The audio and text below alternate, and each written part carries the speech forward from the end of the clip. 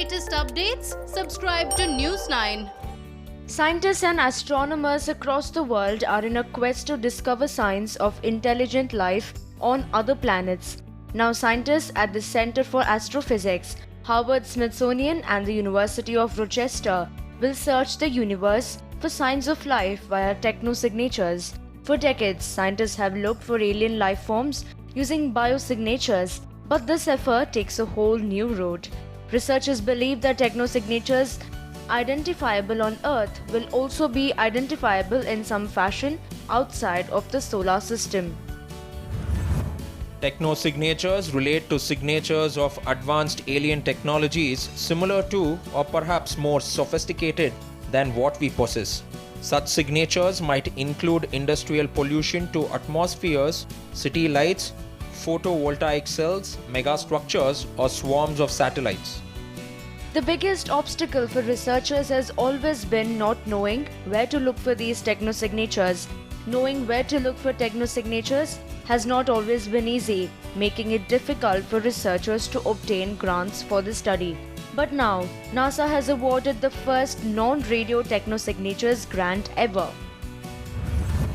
My hope is that using this grant, we will quantify new ways to probe signs of alien technological civilizations that are similar to or much more advanced than our own.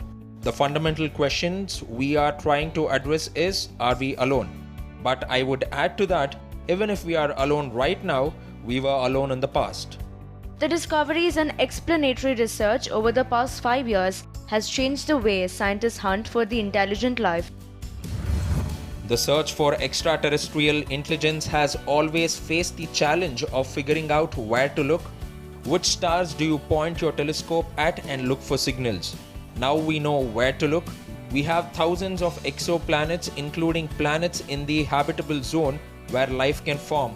The game has changed. The study will initially focus on two particular technosignatures, solar panels and pollutants. Researchers believe that just like Earth, other civilizations too would be harnessing the light from its nearest sun to produce energy. The nearest star to Earth, Proxima Centauri, hosts a habitable planet, Proxima b. The planet is thought to be tidally locked with permanent day and night sides. If a civilization was to illuminate or warm up the night side, they would place photovoltaic cells on the day side and transfer the electric power gained to the night side.